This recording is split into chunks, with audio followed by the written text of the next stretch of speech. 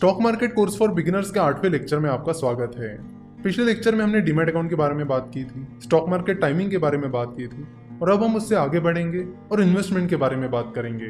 तो जब आप डीमैट अकाउंट खोल लेते हो और स्टॉक मार्केट में पैसा इन्वेस्ट करने के लिए तैयार हो जाते हो तो आपके सामने दो ऑप्शंस होते हैं, ट्रेडिंग और इन्वेस्टिंग। ट्रेडिंग का मतलब होता है कि शॉर्ट टर्म के लिए शेयर को खरीदना और फिर उसे बेच देना। ट्रेडिंग जो है वो शॉर्ट टर्म के लिए की जाती है, यानी शॉर्ट टर्म के लिए शेयर को बाय किया जाता है और तुरंत उसे सेल किया जाता है। ट्रेडिंग का एक पॉपुलर टाइप है जिसका नाम है इंट्राडे ट्रेडिंग। इंट्राडे ट्रेडिंग में शेयर को जिस दिन खरीदा जाता है उसी दिन उसे बेचा जाता है।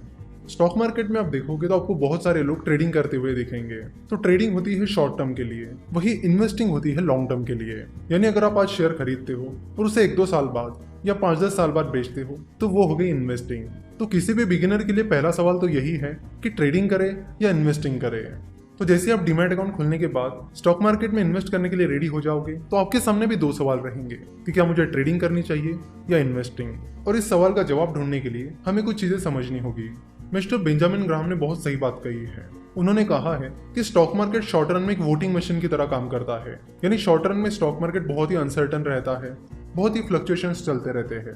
वही लॉन्ग टर्म में स्टॉक मार्केट एक वेइंग मशीन की तरह काम करता है।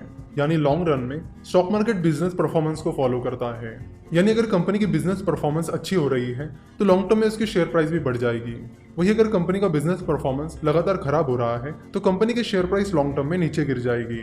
तो कंक्लूजन ये है कि आपको बिजनेस परफॉर्मेंस पर फोकस करना होगा और शॉर्ट टर्म में यानी डेली शेयर प्राइस को नहीं देखना होगा, आपको लॉन्ग टर्म पर फोकस करना होगा। अगर कोई बिजनेस अच्छा परफॉर्म कर रहा है तो लॉन्ग टर्म में उसकी शेयर प्राइस बढ़नी ही बढ़नी है। शॉर्ट टर्म में कई सारे फ्लक्चुएशंस चलते हैं, जैसे कि इलेक्शन आता है तो फ्लक्चुएशन होता है, यूएस या किसी कंट्री पर टेररिस्ट अटैक हो जाता है तो स्टॉक मार्केट गिर जाता है। तो ऐसे कई सारे फ्लक्चुएशन शॉर्ट टर्म में चलते रहते हैं जिनका कंपनी की बिजनेस परफॉर्मेंस से कुछ भी लेना देना नहीं होता। तो शॉर्ट टर्म में कई बार आप देखोगे कि बेमतलब की कंपनीज की शेयर प्राइस बढ़ रही है और बेमतलब की गिर रही है, पर लॉन्ग टर्म में ऐसा नहीं होता है। लॉन्ग टर्म में अगर कंपनी अच्छा परफॉर्म कर रही है तो उसकी शेयर प्राइस बढ़ेगी, जरूर बढ़ेगी। इसलिए जाने माने इन्वेस्टर मिस्टर वॉरेन बफेट और जितने भी सक्सेसफुल इन्वेस्टर्स हैं वो बिजनेस परफॉर्मेंस पर फोकस करते हैं। वो फोकस करते हैं उन बिजनेसेस पर जो आगे चलकर बहुत अच्छा परफॉर्म कर सकते हैं और फिर लॉन्ग टर्म में शेयर प्राइस उनकी बिजनेस परफॉर्मेंस को फॉलो करती है। वो कभी भी शेयर प्राइस को फॉलो नहीं करते हैं कि शेयर प्राइस ऊपर जा रही है या नीचे जा रही है। वो कंपनी की बिजनेस परफॉर्मेंस को देखते हैं कि परफॉर्मेंस ऊपर जा रही है या नीचे जा रही है, जिसके लिए आपको उस बिजनेस को समझना और परखना बहुत जरूरी होता है। चलो तो एक एग्जांपल की मदद से इसे और डिटेल में समझते हैं। मान लेते कि जनरल कंसल्टेंसी का रिवेन्यू फिलहाल 1000 करोड़ है। रिवेन्यू को टर्नओवर भी कहा जाता है। तो कंपनी का टर्नओवर है 1000 करोड़ और कंपनी का प्रॉफिट है 10 करोड़। बीच में 2-3 साल निकल जाते हैं और फिर 2-3 साल बाद कंपनी का रिवेन्यू 10,000 करोड़ हो जाता है और कंपनी का प्रॉफिट 120 करोड़ हो जाता है। तो ऑब्वियस सी चीज है कि कंपनी का बिजनेस परफॉर्मेंस अच्छा होने की वजह से कंपनी का वैल्यूएशन भी बढ़ जाएगा और फिर कंपनी का बिजनेस परफॉर्मेंस अच्छा होने की वजह से कंपनी की शेयर प्राइस कंपनी की बिजनेस परफॉर्मेंस को फॉलो करेगी, जिससे जनरल कंसल्टेंसी के इन्वेस्टर्स को फायदा होगा। जाहिर सी बात है कि कंपनी का 10 करोड़ का प्रॉफिट 120 करोड़ होने में कंपनी को टाइम तो लगा है। तो 10 करोड़ का प्रॉफिट 120 करोड़ 1-2 दिन में या 1-2 महीने में तो नहीं होगा। कंपनी को परफॉर्म करने के लिए टाइम लगता है। तो अगर आप जनरल कंसल्टेंसी में एक दिन के लिए इन्वेस्ट करते हो यानी इंट्राडे ट्रेडिंग करते हो, जिसका मतलब है कि आज जनरल कंसल्टेंसी में इन्वेस्ट करके आज ही उसके शेयर बेच देते हो, तो उससे कुछ होने वाला नहीं है, क्योंकि कंपनी का बिजनेस परफॉर्मेंस एक दिन में बदलने वाला नहीं है। इसे और एक एग्जांपल की मदद से समझते हैं। हमने देखा था कि शुरुआती दौर में जनरल कंसल्टेंसी ने एक एंजल इन्वेस्टर से 2 करोड़ रुपए रेज किए थे, यानी उन्होंने एक एंजल इन्वेस्टर से 2 करोड़ की फंडिंग उठाई थी। ना अगर वो एंजल इन्वेस्टर जनरल कंसल्टेंसी में सुबह इन्वेस्ट करता और शाम को अपने पैसे निकाल लेता तो उससे ना जनरल कंसल्टेंसी को कुछ फायदा होता ना उस इन्वेस्टर को, क्योंकि उस चीज का कोई सेंस ही नहीं बनता। कंपनी पैसा उठाती है अपने बिजनेस को एक्सपांड करने के लिए, अच्छा परफॉर्म करने के लिए। सो अगर वो एंजल इन्वेस्टर कंपनी में सुबह पैसे डालता और शाम को निकाल देता तो कंपनी को उन पैसों का कुछ भी फायदा नहीं मिलता। कंपनी उन पैसों को बिल्कुल भी यूटिलाइज नहीं कर पाती, जिससे कंपनी के बिजनेस परफॉर्मेंस में कोई भी चेंज नहीं आता और जिसका सीधा मतलब है कि उस इन्वेस्टर को भी उसका कुछ भी फायदा नहीं मिलता। लेकिन उस एंजल इन्वेस्टर ने वैसा नहीं किया। उसने कंपनी में इन्वेस्ट किया लॉन्ग टर्म के लिए।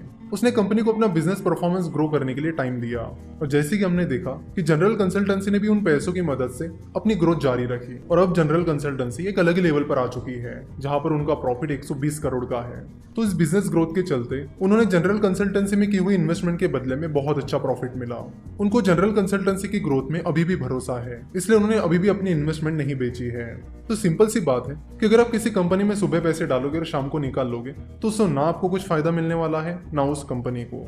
उस चीज का कोई सेंस ही नहीं बनता है। खैर, एंजल इन्वेस्टर या वेंचर कैपिटल वैसा नहीं करते क्योंकि वो एक इन्वेस्टर होते हैं। पर स्टॉक मार्केट में बहुत सारे स्पेक्यूलेटर्स हैं जो शॉर्ट टर्म के लिए शेयर को खरीदते हैं और शॉर्ट टर्म में ही उसे बेच देते हैं।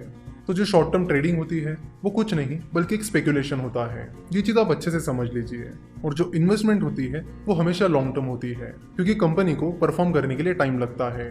तो अगर आप दुनिया के सारे उन लोगों की लिस्ट निकालोगे जिन्होंने स्टॉक मार्केट से पैसा कमाया है तो वो सारे इन्वेस्टर्स हैं जिन्होंने उन कंपनीज में इन्वेस्ट करके पैसा कमाया है जिनकी ग्रोथ पर उन्हें भरोसा था। उन्होंने शेयर्स को सुबह खरीद कर शाम को बेचकर पैसा नहीं कमाया है। तो फिर चाहे वो दुनिया के 3rd richest person mister Warren Buffett हो, दुनिया के 5th richest person mister Carlos Slim Helu हो या फिर और भी कोई सक्सेसफुल इन्वेस्टर हो, इन सब लोगों ने लॉन्ग टर्म इन्वेस्टमेंट करके पैसा कमाया है। तो एज एन इन्वेस्टर आपका काम है कि आपको ऐसी कंपनीज ढूंढनी है जिनकी बिजनेस परफॉर्मेंस फ्यूचर में अच्छी खासी ग्रो होगी। तो आपका मेन फोकस होना चाहिए कंपनी के बिजनेस पर, कंपनी के शेयर प्राइस पर नहीं। अगले लेक्चर में हम इस टॉपिक को और डिटेल में समझेंगे और कंपाउंडिंग के बारे में भी बात करेंगे। आशा करता हूँ कि आपको आज का ये लेक्चर पसंद आया होगा। हमसे जुड़े रहने के लिए आप हमें फेसबुक, ट्विटर और इंस्टाग्राम पर फॉलो कर सकते हो। हमसे जुड़े रहने के लिए आपका बहुत बहुत धन्यवाद।